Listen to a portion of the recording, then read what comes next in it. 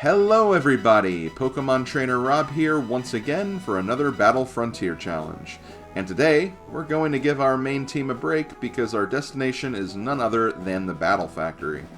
However, before we go there is one little errand I want to run first. If you head over to Scott's house after achieving a streak of 50 and 100 in the Battle Tower, you can get a Silver Shield and a Gold Shield respectively.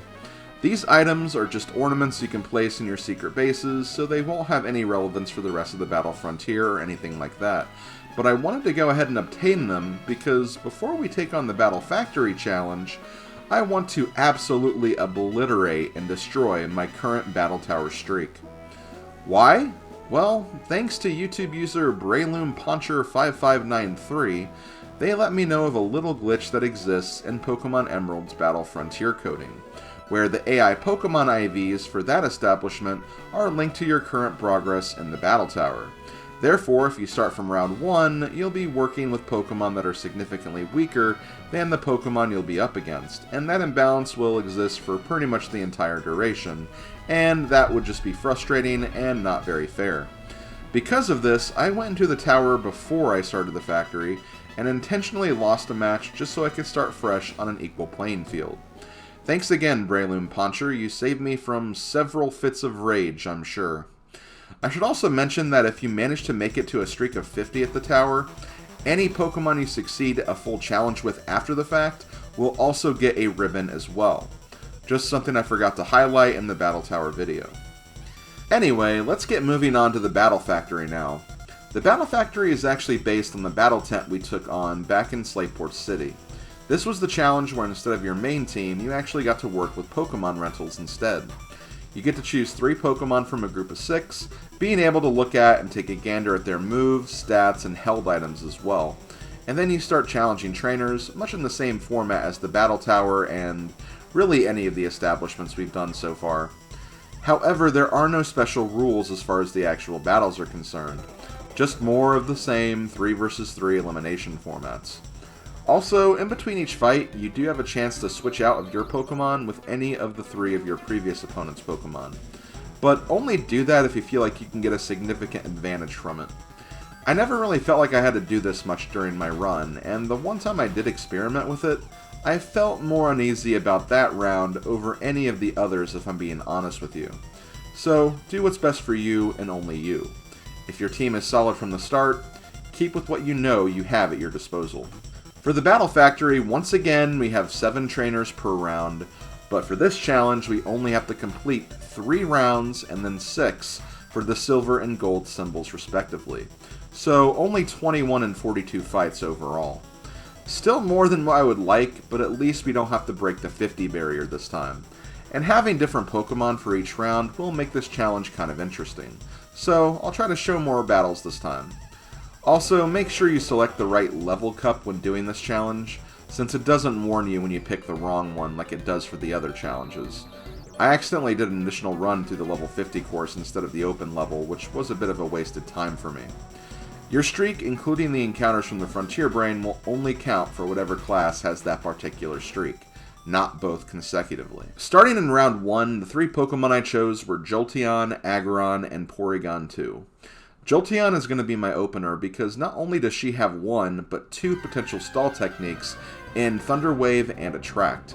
Then I brought Aggron for some general tankiness, and Porygon 2 because it had not only leftovers but Recover, making it quite an acceptable staller as well. Not to mention, whenever in doubt, always consider a normal type. Starting off with trainer number 1 though, I'm off to a rocky start when Jolteon's opponent is a genderless Electrode. So, no Attract strats here. I could have still used Thunder Wave to paralyze at least, but I didn't expect anything too tricky from this first round, so I went ahead and risked bringing out Aggron anyway. Electrode did do some good damage, but 1 Earthquake is all Aggron needed to KO. I kept it Earthquaking against Donphan until it finally fell, and then got Porygon involved and stuck with Tri-Attack for the rest of the battle, KOing both the Donphan and the 3rd Pokemon Milotic. After the battle, I also decided to switch out Aggron for Milotic, just to better cover Jolteon's weaknesses of Rock and Ground, and also just to use a Milotic for once. Jolteon is definitely the star of this first draft though. Not only are the attractive paralysis strats pretty strong, but since there is such a large number of water types in this game, it's pretty common to see a couple of water types in every single round. For the most part, I just keep using Jolteon on the field and only switched out whenever she fainted, had no effect on the opposing Pokemon, or the one battle where Roar was used. Porygon 2 helped out in that battle, by the way, finishing up the nearly KO'd Blaziken, and then Shadow Balled the following Mr. Mime and Claydol. Didn't really get much use out of Milotic, though, although it did Hydro Pump KO a feisty Granbull that KO'd Jolteon and helped out in the final match as well. Speaking of which, match number 7 starts with Jolteon versus Gyarados, and, well, rip Gyarados. Jinx comes out next, and with Paralysis, it can only manage to get out one lovely kiss to put Jolteon to sleep, but that doesn't last long as Jolteon breaks out of it and gets the KO still damageless.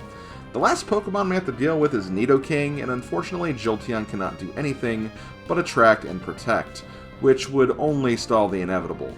So I bring out Milotic and attempt the Hydro Pumps. Nidoking starts with Body Slams and does manage to get a lucky Paralysis on Milotic, which means I have to break through not only Hydro Pump's low accuracy, but now a Paralysis coin flip as well.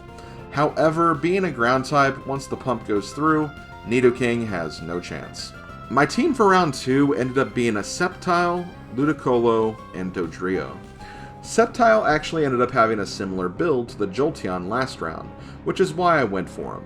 A good Grass move in Leaf Blade, Attract, Thunder Punch, which was not a guaranteed paralysis, but still could happen, and Double Team to act as a stall to make hitting even more impossible if the Paralysis and Infatuation wasn't enough. Ludicolo was chosen for moveset diversity, having a Water, Ice, Electric, and Fire move at its disposal, and Dodrio for just some raw power and speed. I have to admit, if there was one team I wish I could have used for the entire duration of the Battle Factory, I kind of wish it was this one, as I had a bit of everything here. Match number 8 starts with an easy Leaf Blade KO on a Whiscash. Scizor comes out next, and I really should have just switched out here, but I tried to see if Attract would have caused some issues. Unfortunately, it got the better coin flip, and one-shots me with Silver Wind. I bring in Ludicolo next, and thankfully it has Fire Punch. Not sure why it didn't use Silver Wind again, but I'm not complaining. Skarmory is last to arrive, and I just continue with Fire Punch. It does Roar to switch over to Dodrio, but the damage is already done, and Dodrio has enough power to stay in and win. I think a great highlight of this team's potential is match number 10 though. The fight starts against Shiftry, which just so happens to be female. After attracting, I attack with Thunder Punch and see that this fight could take a while. As a result, I start using some double teams for the long haul, and Shiftry can't seem to land anything on me. It falls in love with me at pivotal moments, and misses whenever it does break through its infatuation. It eventually goes down and Electrode comes out next. Since I'm still evasive from double teams, Electrode can't hit me either, and I just finish it off with 2 Leaf Blades. Last up is Jolteon, and although it does switch Sceptile out with Roar, I already have the clear advantage here, and Dodrio just needs to get 2 good hits in to win the fight. Match number 14, the finale of round number 2, was all Sceptile though. Zato comes out first, I see it's female, so I attract, and then Thunder Punch to victory. A female Ninetales is next, and once again, even if it's a fire type, I attract and Thunder Punch my way to victory. It is actually kind of funny though, as it does manage to get a Sunny Day and a Grudge off, which Grudge removes all the power points of whatever move KOs the user, so I no longer have any Thunder Punches for the final Pokemon, Golem. That's right, not only did it remove all of my PP for a move that couldn't even damage Golem, but left me with a move that was 4x effective. Good going there, trainer. Moving on to round number 3, I decided to go with Arcanine, Quagsire, and Clefable. I won't have the type of stall strats I used for the last 2 rounds, unfortunately, so this round is going to be more about just overpowering my opposition with what moves I have at my disposal. All 3 of these Pokemon have a variety of different move types as well, which did help me quite a bit in this next round. Match number 1 of this round, or match 15 overall, first pits Arcanine up against Ampharos. I got really excited that this Arcanine used Extreme Speed, so I used that move first. I've always wanted to use an Extreme Speed Arcanine after all. However, this move didn't do very well, so for my next move I just go straight for Overheat, doing lots of damage but also lowering my special attack as well. Next up is Miltank, and I decide to use Overheat again because Arcanine is holding the White Herb item, which means any stats that get lowered will return to their neutral states. However, this still wasn't a smart move because Miltank has decent special defense anyway. I also accidentally used Overheat again because I forgot that White Herb only applies once per battle. I then also used Crunch for some reason, forgetting that it's special this generation, before I ultimately go back to using Extreme Speed to finally get the KO on this Miltank. Really messy Arcanine usage this fight, I must say. Last up is Magmar, and I fully expect Arcanine to go down here. However, it's cool because Quagsire is waiting with a nice Earthquake to close out this match. Moving forward to match number 18, we have another questionable use of Arcanine, but considering what my team was here, I kinda stand by my choice. Since my first opponent is Ludicolo, therefore a Grass and Water type, I bypass Overheat for Aerial Ace.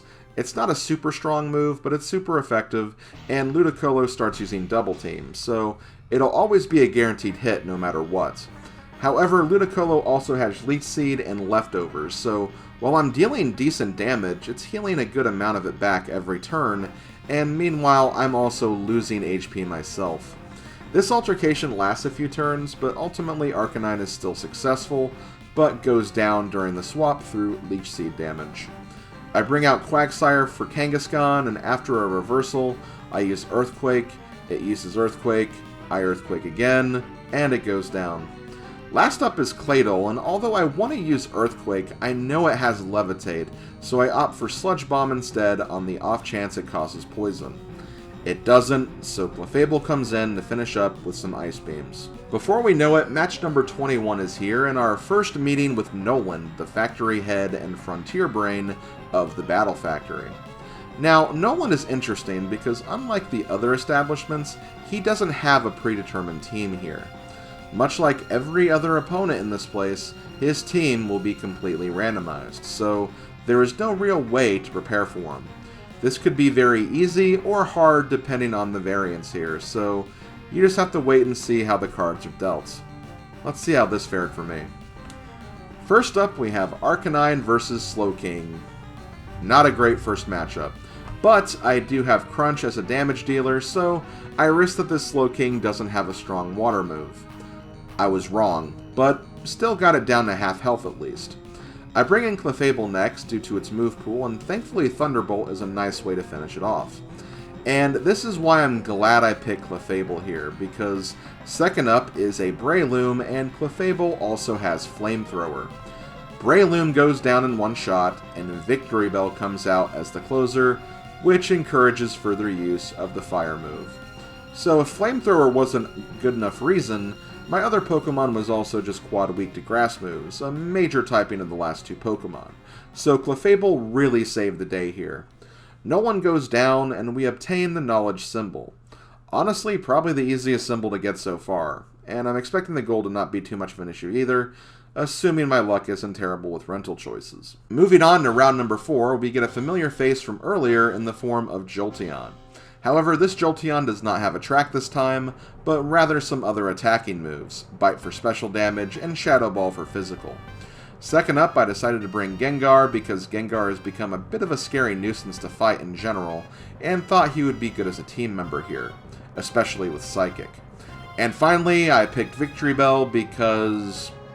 Plant. First up in match 22, we have Jolteon versus Lantern. Not a super great matchup for me since it resists my stab move, but I have other moves at my disposal. It takes 4 bites to take it down, but thankfully all 3 of them before the final blow make the Pokemon flinch, leading to no damage on Jolteon. Flareon is up next, and while I do get the paralysis in, it managed to pull off both Overheat and Double Edge, taking out Jolteon. However, I do get some good Thunderbolt damage in before this happens. Thankfully, Gengar can finish off this Pokemon, no problem. Magmar is last, which means I need to finish this guy up with Gengar, since Victory Bell will likely get burninated. But thankfully, 2 Psychics are all I need, even after getting burned by Magmar's own Flamethrower. Match number 25 goes a little bit better, but it's still kind of a similar result. Jolteon paralyzes and takes out Rapidash, then he paralyzes Hariyama, but unfortunately doesn't survive the finishing blow. Gengar comes out, and although a Psychic doesn't finish it off, the Paralysis finally strikes, and an Ice Beam can finish it off. Then Breloom comes out, but just one Psychic is all I need. Match number 28, the last battle of round number 4, goes like this. Executor comes out, I paralyze and bite it until it goes down. Gyarados comes in and leaves as quickly as Wham's Last Christmas comes on the radio every holiday season. Thank you, Thunderbolt.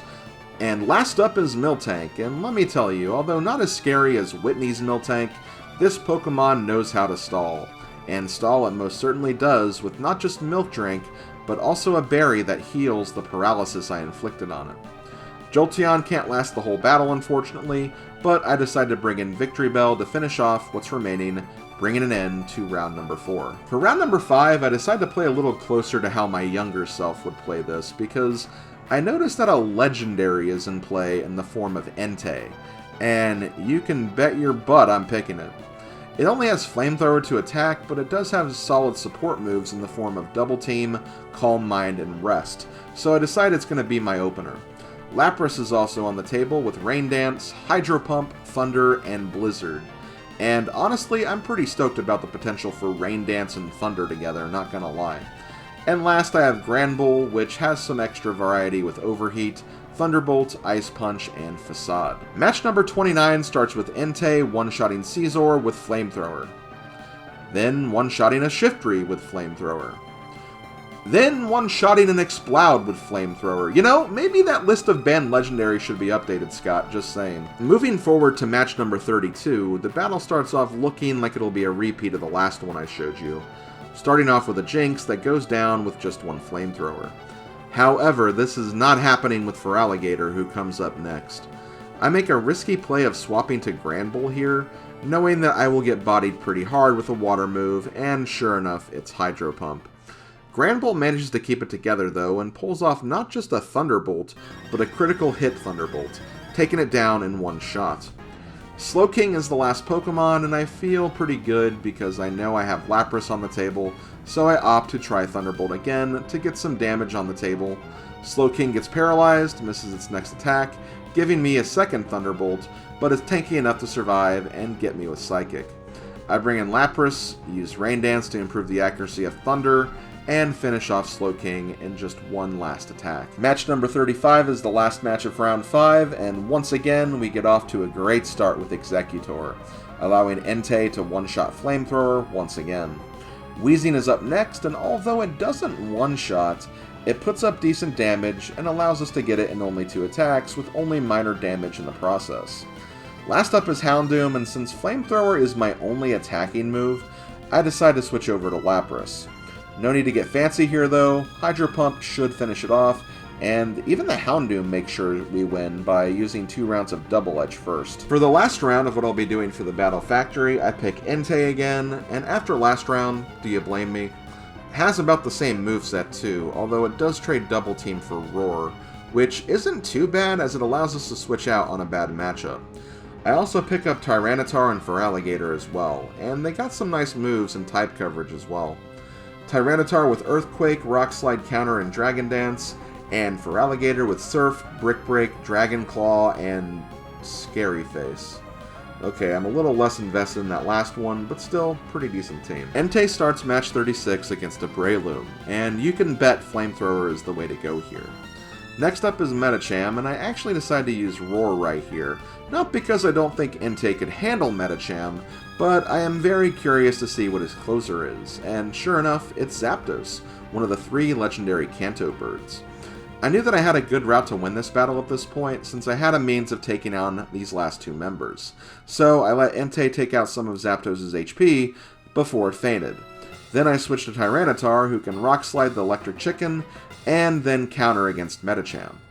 And see? It was perfect, since Tyranitar's a Dark type, and I knew that if Medicham had any Psychic moves, they wouldn't have worked on him, so no matter what, I was likely going to see a physical move here. Although, I guess it could have one-shot me with a fighting move, since I'm quad weak and everything, and it is also a fighting type. You know, maybe I actually lucked out here in retrospect. Match number 39 starts with Entei versus Altaria. I roar to switch out Muck, and then we proceed to trade blows.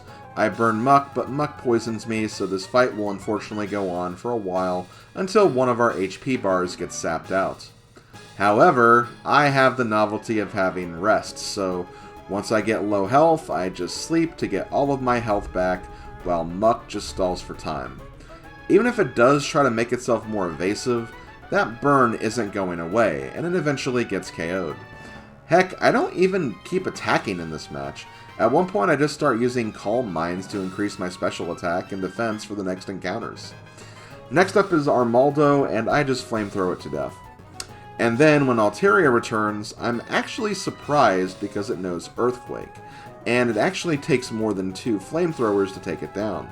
So unfortunately, Entei goes down this round. However, Tyranitar is waiting, and due to its Sandstream ability, a Sandstorm brews up and KOs Altaria before any attacking moves are even required. We are back to rematch Nolan next, but this time for our gold symbol. It starts with Entei versus Victory Bell. Easy, flamethrower KO. Next up is Marowak, and although I do try to roar it away, it gets Earthquake going first and one-shots me in retaliation. I bring out Feraligatr, and while I do take some heavy damage to Earthquake again, Surf is enough to one-shot Marowak. Slacking is Nolan's final Pokemon, and thanks to Slavko, I know what to expect with these loafers, so I feel pretty confident. I tried to get a Brick Break in with Feraligatr to start, but Slacking still outspeeds me and knocks out my Water Gator. In comes in Tyranitar. Slacking has excellent attack, but Tyranitar has good defenses, so I decide to use some Dragon Dances during the loafing turn to beef up my power and then switch to counter when it can use an attack against me. It decides to go for Amnesia first, meaning my counter misses, but that just gives me another Dragon Dance. I go for counter once again, and then it uses Mega Kick, which I counter and deal some good damage to it. Since it's loafing around, I knew now was my chance to go for the big blow, so I use Rock Slide and knock it out, getting my 4th gold symbol. And there we have it. That's it for the Battle Factory, and we are now 4 for 4 for gold symbols. Something even I am absolutely mystified by. I knew this place was probably going to be the easiest gold to get, just due to the nature of this place and the fact that you only have to go through 6 rounds. But still, the fact we have more than half golds is not something I expected at all, and you guys probably feel the same way. All of my friends warned me that gold symbols would not be worth it, and I actually agree with that mindset. In addition for being just repetitious and tedious, it's also just really stressful knowing that a run can end at any time. I attribute most of my success to the luck goddess above, because I'm definitely not feeling like a Pokemon expert by any means here. Next up we have the Battle Palace, and I'm saying it right now, this is probably where the gold symbol streak will end, unless I find a setup that benefits my team for the challenge, because this is the one where natures play a big part in your success, since you aren't the one selecting moves for this challenge, and I hate when my destiny is taken out of my hands. But hey, luck has treated me well so far, so we'll just have to see. This has been Pokemon Trainer Rob, and I will talk to you guys next time. Later, folks.